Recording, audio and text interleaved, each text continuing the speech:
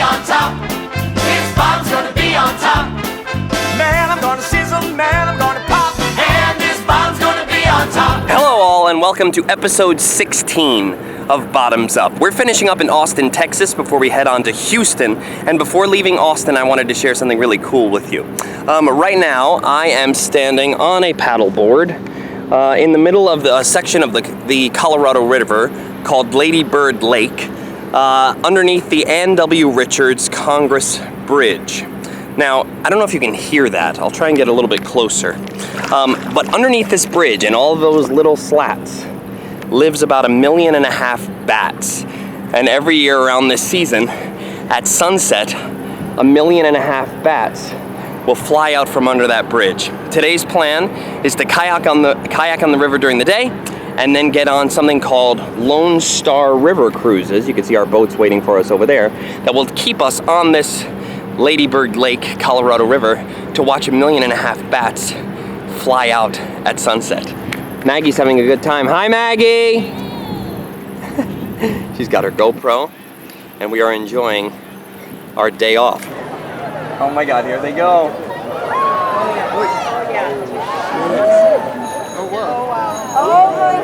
Whoa!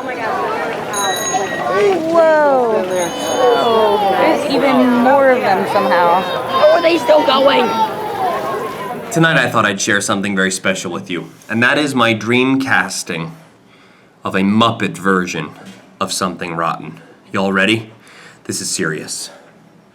Nick is Kermit, which makes Bee Miss Piggy, which makes Nigel Gonzo, which makes Portia a chicken, which makes her dad Sam Eagle, Brother Jeremiah, which makes Lord Clappin Statler, which makes Shylock Waldorf, which makes the minstrel Rolf the dog, which makes Nostradamus Fozzie Bear.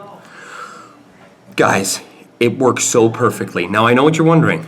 Who is Shakespeare? Shakespeare, just like any good episode of The Muppet Show, would be the celebrity guest star. He would be the only human. So you could get some crazy, if David Bowie was still alive, we can get him. Or we can keep Adam Pascal or Christian Borle or Will Chase or any of those amazing Shakespeares. But the more we think about this, the more fun it is. Close your eyes. Imagine Something Rotten's beautiful drop, and then the lights fade into Rolf the dog singing War of the Roses, Chaucer's Tales, the brutal feudal system. So think about this. Kermit the Frog comes out, sings God I Hate Shakespeare. Halfway through God I Hate Shakespeare, he's like, it's easy, I can say it because it's absolutely true. Don't be a penis, the man is a genius. His genius says he's fooling all of you. Then it cuts to Gonzo on the other side of the stage.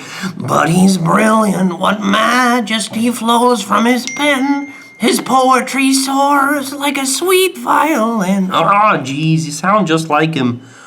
This needs to happen, guys. And then Piggy comes out and sings Right Hand Man, including like, let me be your right. In fact, I'll show you that I'm right. It's so perfect.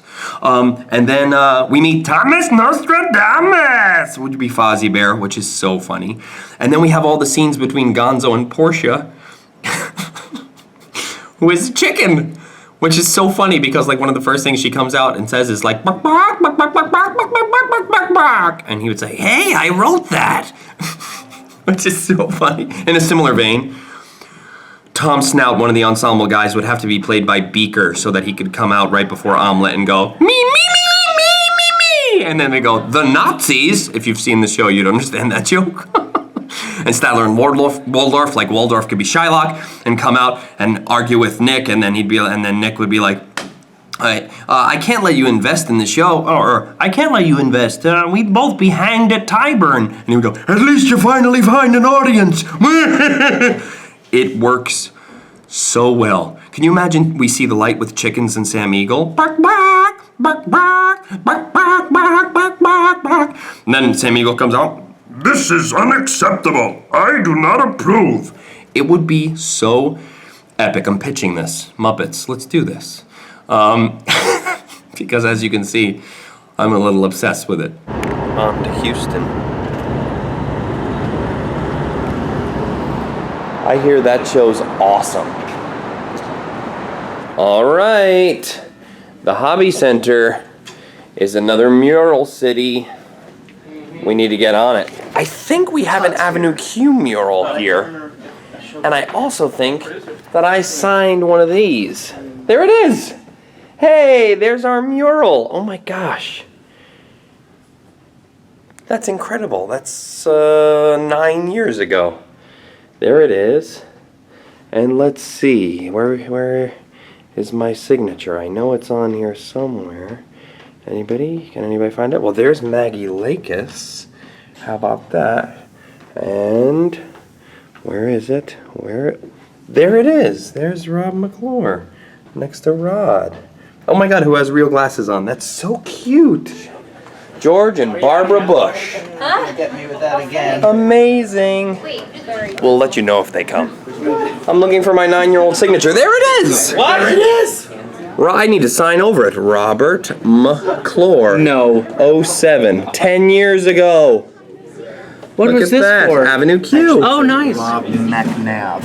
Okay, so the Hobby Center is not only where we will be performing, but it's also where Theater Under the Stars, another Houston regional theater company, performs, lovingly known as Tuts. And why is it called Theater Under the Stars, you might ask? Not because it's outside, but because it's under the stars. See if you can take a look. So not only are there stars lit up into the ceiling of this auditorium, but if my timing is right, you can also catch an LED shooting star that sort of on a random timer goes off in the ceiling. I'll wait here so you can see it. Yay! Shooting star! Plays in Greek mythology. See the mother have sex with her son! We can cause syndrome with all that drama. If you ever got in trouble, he would be there on the double just to bail you out. If there's anything you lack, you know he's always got your back. That's what he's all about. He has his faults, but he means well, and he always does the best that he can. We just had a lovely opening night party at a place called Artista, which is the restaurant attached to the Hobby Center for the Performing Arts. It was real good. They had a pasta bar that was delicious. They took very good care of us. Look how gorgeous this facility is. It's awesome. Okay, so fun story. I'll try and make it as short as I can. When I was about 16, we're looking at like 1998, I discovered a gospel quartet called the Gaither Vocal Band. I was really into harmony and all kinds of stuff, and it was a 4-male gospel quartet. The baritone of that quartet is named Mark Lowry. He's a gospel icon who wrote songs like Mary Did You Know and is part of this iconic quartet. When I was doing Something Rotten in New York, I went to the stage door and I was signing, and I saw this woman and I recognized her and I was like, I know you. And she was like, no you don't. I said, yes I do. And she's like, do you listen to Southern gospel music? I said, I'm obsessed with Southern gospel music and I know exactly who you are. You are the Isaacs. She didn't believe me, so I had to prove it to her by singing her own music at her, and I have a little clip from her backstage. Take a look. This is us singing their music together. Shackled by a heavy burden, neath the load of guilt and shame,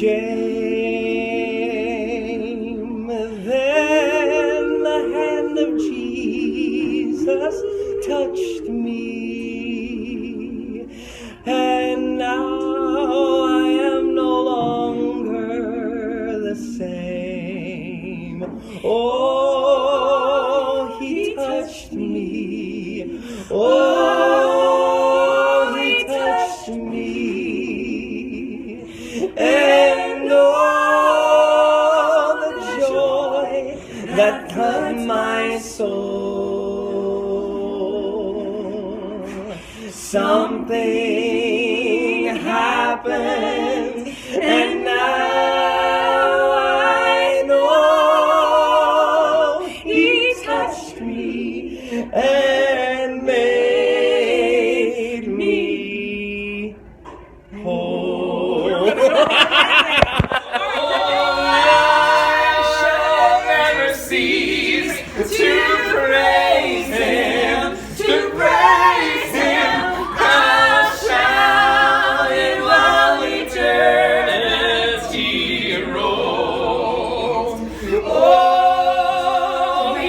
touch me. Oh, he touched me. Now we've changed Keys of Murder completely. Right. Something happened, and now I know he touched me and made me whole.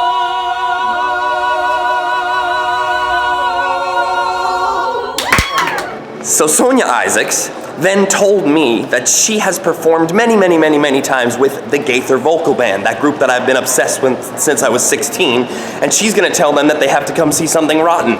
What is the world? So, she introduces me to Mark Lowry, the baritone. Mark Lowry comes to see Something Rotten. We hit it off and we become fast friends. Turns out Mark Lowry is from Houston, Texas. Tonya and Nick are also big gospel music fans, so I thought it would be fun to introduce them to Mark Lowry. Mark Lowry is gonna give us a tour of Houston as a local. This is like the best local tour you can get.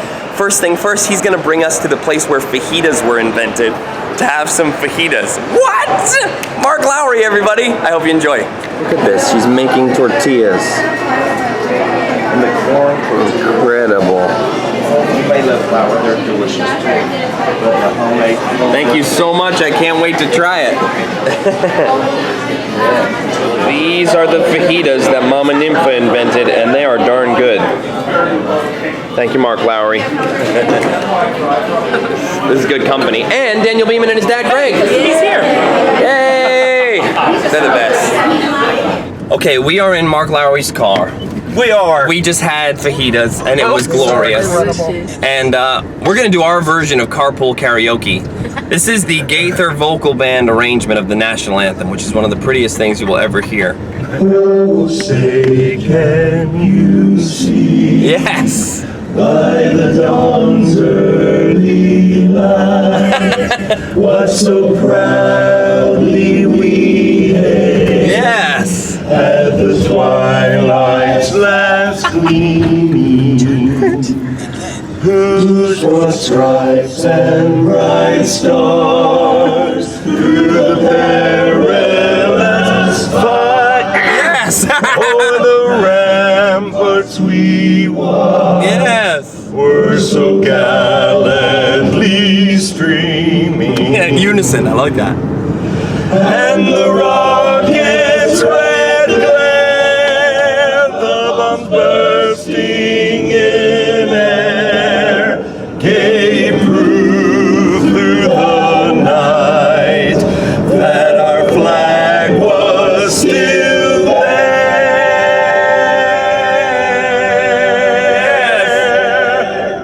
Oh, say does that star-spangled banner yet wave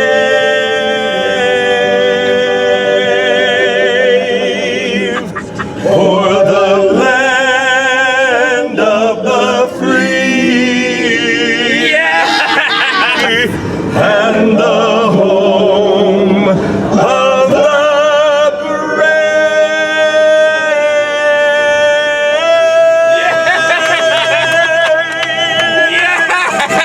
Oh, that was one of the best moments of my life. This is rapid fire Twitter questions. Let's see what we got this week. At Harukisuda, Hallie. Hi, Hallie. She says, hi from Japan. What brought you to start vlogging at Broadway.com? Yours are literally the best vlogs ever in history. Well, thank you. Let me see if I can get this right. At Harukisuda. Well, that's a beautiful name. Awesome. How did I get started with the vlog? Paul Wontorek, who is in charge over there at Broadway.com, he and a couple of other people, a guy named Ryan, contacted me and said, hey, we would love to try our very first vlog on a national tour. And they found me, sent me an email and said, we'd love for you to be the guinea pig, the first ever experiment of if touring vlogs were possible. So I'm so glad that you enjoyed it, because Lord knows I've been having fun doing it. At MusicLove00, hi, Mackenzie Burns. Hi, Mackenzie. For Hard to Be the Bard, when an understudy / standby goes on, do they have a different painting for that person? What a great question. For those of you who've seen the show, you know that in Hard to Be the Bard, Shakespeare's singing about how fancy he is. And there's an artist who flips around an easel, and there's a painting of Shakespeare. So the question is, if there's a painting of Adam Pascal, when another Shakespeare goes on, do they have a painting of that other Shakespeare? Well, you're in luck, because Daniel Beeman is on for Shakespeare right now, so let's go check. They want to know, when an understudy or cover goes on for Shakespeare, do they have their own painting for Hard to Be the Bard? We do. You do? Come, Can we see? Oh God,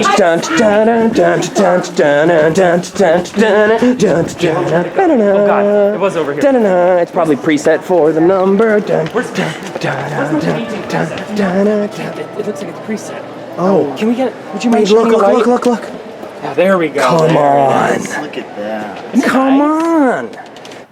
Well, that does it for episode 16 of Bottoms Up here in Houston, Texas. Many of you know Bottoms Up was only supposed to be 8 episodes, and then they extended it to 16. So this, episode 16 in Houston, Texas, is the final episode of Bottoms Up. But Broadway.com has charged me with making an epic grand finale. So 2 weeks from today, while we are in Dallas, Texas, we will air an epic series finale of Bottoms Up in Dallas. Between now and then, I will try to have as many adventures with this cast as we can. We'll try and spoil you guys rotten. Have any ideas or things for us to do in the grand finale? Please send them to me at BroadwayCom, at Rob McClure, #BottomsUp. I'll try to do as many of the things you guys ask as possible. You guys have been the best fans ever. Thank you so much for your generosity, and I hope we can go out strong for you guys. Tune in 2 weeks from today. We'll be in Dallas, Texas for the grand finale of Bottoms Up. We'll see you then.